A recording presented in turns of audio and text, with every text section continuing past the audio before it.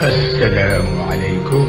Cher Ahmad Tidiane Sy Al Maktoum. Kashamsi fi kabidi samai. Et elle ne personne s'affalaire rien qu'à entendre le son charismatique, captivant, envoûtant de sa voix d'homme religieux, incarnant le mystique, comme son homonyme, le sceau de la tariqa Tidiane, le mystère, comme son père Khalifa Abba Bakr Sy, cher, le Khalif général des Tidianes, et en de termes simples, ce qui représente, au-delà de ce que l'œil peut voir. Le fils de son père se résume en cette phrase: le courage, un mouvement hardi et spontané qui nous fait oser de grandes choses, qui nous précipite au devant d'un péril, avec la ferme résolution de le vaincre ou d'y succomber, mais avec honneur. La preuve, à 16 ans seulement, il publie son premier livre, Les vices des marabouts. Qui de plus téméraire en ces temps-là?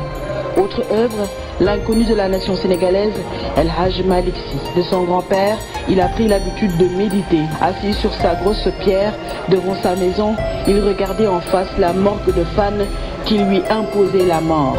Le père de Serigne Moustapha Sy, son premier fan, aime se promener le long de la corniche ou du canal 4. Comme un illustre inconnu, il croisait les uns et les autres qui ne le reconnaissaient même pas. Autre qualité, la fidélité. Demandé à son feu ophtalmologue.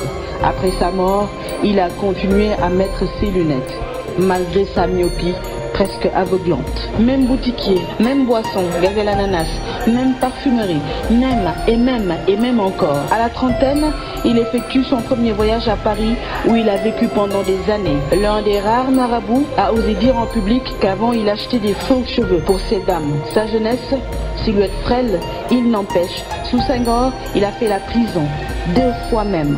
Le politicien, le cultivateur, le commerçant, le transporteur, l'industriel, le mécanicien, l'ambassadeur, un peu comme pour tutoyer les 12 travaux d'Hercule, Serigne Cheikh savait travailler, savait gagner sa vie, savait faire de la politique, savait cogiter pour gagner. Grand défenseur de Lamine Gueye, il finit par abandonner la politique parce que son père, Serigne Fallou Mbacké, le lui avait demandé. Ami de tous les khalifes, fils de tous les khalifes, mais surtout de Mame Abdoul Aziz Sy Dabakh, le Khalif général des Tidianes, et dit-on en retraite spirituelle.